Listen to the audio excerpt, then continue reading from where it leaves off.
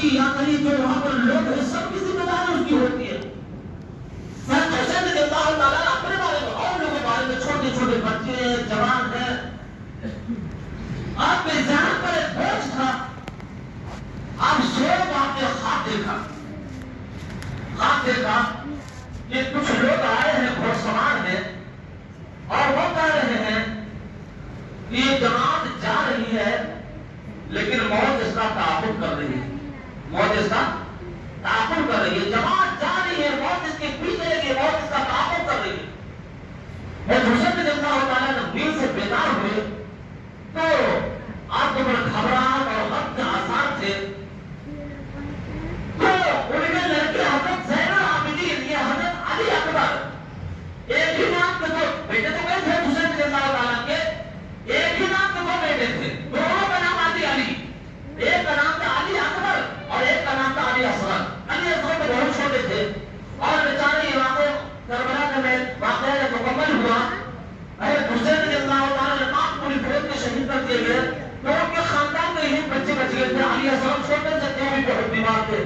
اس وجہ سے دشمنوں نے ان کو چھوڑ دیا. قتل تو ان کو بھی کرنا چاہا لیکن بہرحال ان کو چھوڑ دیا. ان کے ایک لڑکے تھے علی اکبر وہ تھوڑے بڑے تھے بڑے لوگ جوان ایک تھے وہ بھی 16 سال کے 17 سال کے اس لائق ہو گئے تھے کہ باپ کا جو ہے ساتھ دیتے ہیں حسین رضی اللہ تعالیٰ کا ساتھ دیتے ہیں. انہوں نے دیکھا کہ ابا جان پریشان ہے غم کے آثار کیا بات ہو گئی ہے. انہوں نے جا کر کہا کہ ابا جان کیا بات ہے اب دیکھ رہے ہیں کہ آپ غمزدہ ہیں پریشان ہیں کیا کوئی بات ہوئی. تو فرمایا کہ ہاں بیٹا میں نے خواب دیکھا ہے. کیا خواب دیکھا؟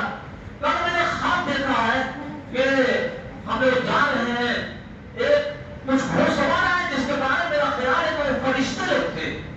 وہ کہہ رہے تھے کہ یہ لوگ جا رہے ہیں اور وہ جتنا تعاقب کر رہی ہے اتنا پیچھا کر رہی ہے.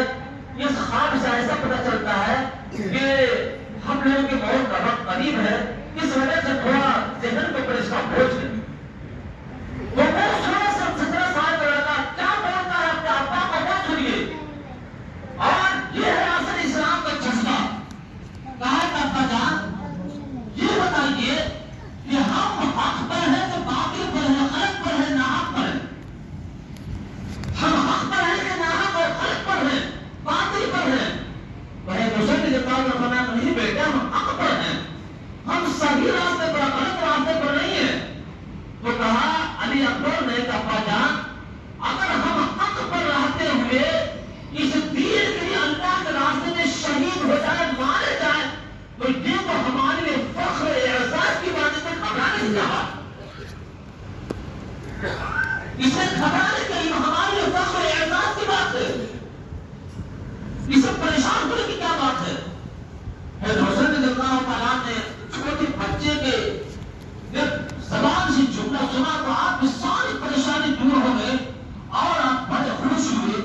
اور پھر اس کے بعد جو واقعہ ہوا اپنی جگہ پر میں آپ سے پوچھنا چاہتا ہوں کہ یہ 16-17 سال کا نوجوان لڑکا جو یہ جواب دے رہا ہے آپ اندازہ لگائیے یہ ہے ان کے گھروں میں کیسی تربیت ان کی تھی اور دین کا اسلام کا اللہ اس کے رسول کا کیسی محبت اس کے دل کے اندر بیٹھاتی تھی راستے کرتی تھی کہ چاروں طرف سے موت کی خبریں آ رہی ہیں دیکھ رہے ہیں کہ بس موت ہمارے سروں پر بڑھ آ رہی ہے. لیکن جواب دے رہے ہیں تو کیا جواب دے رہے ہیں جواب دے رہے ہیں تو کیا جواب دے رہے ہیں کہ ابا جان اگر ہم حق پر رہتے ہوئے اللہ کے راستے میں شہید ہو جاتے ہیں تو یہ تو ہمارے لیے فخر احساس کی بات ہے. ایسا جذبہ ہونا چاہیے ہمارے نسلوں کے اندر ہمارے بچوں کے اندر. آپ جانتے ہیں ابھی اسماعیل ہمیہ شہید ہوئے. یہ صحابہ کرام کے زمانے میں جو باتیں تھی وہ تھی لیکن ان لوگوں نے ایسا سبق اور ایسا پیغام سکھایا ہے قیامت تک آنے والے مسلمانوں کو کہ اس زمانے کی باتیں چھوڑ دیجیے. اس زمانے کے اندر آج کے طے گزرے وقت کے اندر بھی کتنے خاندان غزہ میں ایسے جن کا پورا خاندان شہید ہو گیا. جوان جوان لڑکے